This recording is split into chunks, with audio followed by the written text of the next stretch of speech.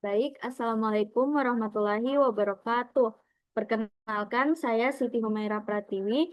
Pada kesempatan kali ini, saya akan memaparkan hasil review jurnal saya mengenai multimedia dan pendidikan. Baik, langsung saja masuk ke jurnal pertama.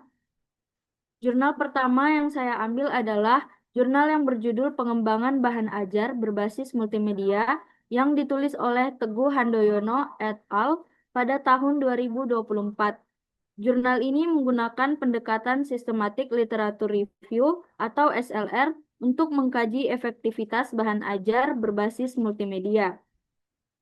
Hasil, hasil kajian menunjukkan bahwa integrasi multimedia seperti teks, gambar, audio, video dalam bahan ajar dapat meningkatkan motivasi, pemahaman konsep yang kompleks, dan hasil belajar siswa. Model EDI banyak digunakan dalam pengembangan multimedia interaktif dengan tahapan analisis, desain, pengembangan, implementasi, dan evaluasi. Artikel ini menekankan bahwa multimedia merupakan strategi penting untuk meningkatkan kualitas pembelajaran di era digital. Baik, masuk ke jurnal kedua, saya mengambil jurnal yang berjudul Pengembangan Multimedia Digital dan Pembelajaran yang ditulis oleh Setianingsih pada tahun 2023. Jurnal ini menyoroti perkembangan multimedia digital dalam dunia pendidikan. Multimedia dipahami sebagai gabungan teks, gambar, audio, animasi, dan video yang membuat pembelajaran lebih menarik dan interaktif.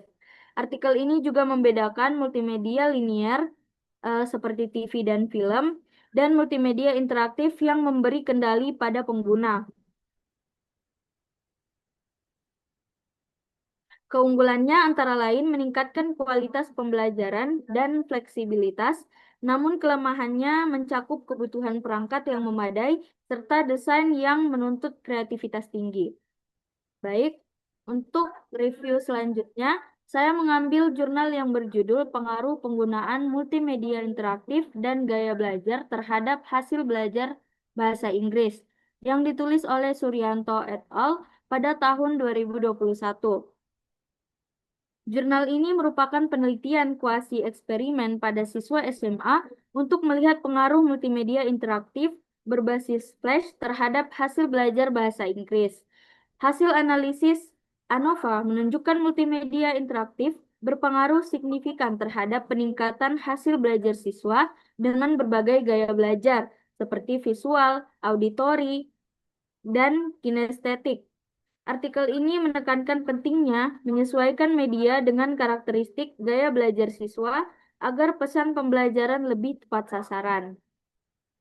Selanjutnya, jurnal keempat, saya mengambil jurnal yang berjudul Penerapan Multimedia Interaktif untuk meningkatkan motivasi dan hasil belajar siswa pada pembelajaran IPA. Jurnal ini bertujuan untuk menguji efektivitas multimedia interaktif dalam pembelajaran IPA kelas 5 SDN 2 Kresek. Penelitian ini menggunakan metode kuasi eksperimen dengan sampel 21 siswa. Hasil penelitian menunjukkan peningkatan motivasi belajar siswa sebesar 0,72 yang termasuk dalam kategori tinggi dan peningkatan hasil belajar sebesar 0,33 dalam kategori sedang. Artikel ini menekankan bahwa multimedia interaktif mampu mengubah informasi abstrak menjadi lebih konkret, memvisualisasikan materi sulit, serta mendorong siswa lebih aktif dalam proses pembelajaran. Baik, masuk kepada jurnal kelima, saya mengambil jurnal yang berjudul Pengertian Media, Tujuan, Fungsi, Manfaat, dan Urgensi Media Pembelajaran. Jurnal ini menguraikan definisi media, tujuan, fungsi, manfaat, serta urgensi media pembelajaran di era digital. Media tidak hanya berupa buku atau papan tulis, tetapi juga teknologi modern seperti HP, komputer, internet, dan aplikasi. Fungsi media menurut Rountree membangkitkan motivasi, mengulas materi, memberi stimulus, mengaktifkan respons siswa, memberi feedback, dan evaluasi. Kepentingan media yaitu untuk meningkatkan mutu pembelajaran, menyesuaikan paradigma baru pendidikan, memenuhi kebutuhan pasar, dan visi pendidikan global. Baik, selanjutnya saya masuk kepada perbandingan antar jurnal. Jadi, pada jurnal pengembangan bahan ajar berbasis multimedia, lebih menekankan proses pengembangan bahan ajar dengan model sistematis seperti EDI dan SLR. Kemudian, pada jurnal perkembangan multimedia digital dan pembelajaran, menekankan evolusi teknologi multimedia, manfaat, dan kelemahannya berdasarkan teori. Kemudian, pada jurnal pengaruh penggunaan multimedia interaktif dan gaya belajar terhadap hasil belajar bahasa Inggris, menunjukkan bukti lewat penelitian dengan fokus pada pengaruh gaya belajar. Selanjutnya,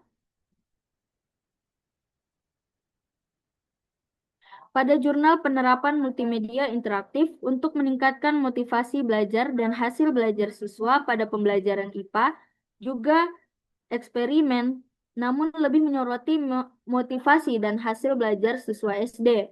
Dan pada jurnal terakhir, yaitu pengertian media, tujuan, fungsi, manfaat, dan urgensi media pembelajaran, memberi dasar konseptual tentang apa itu media, tujuan, fungsi, dan jenis-jenisnya.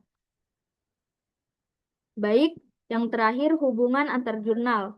Jadi semua jurnal di atas atau semua jurnal tadi sepakat bahwa multimedia dalam pembelajaran mampu meningkatkan motivasi, memudahkan pemahaman, dan membuat suasana belajar lebih menarik serta efektif.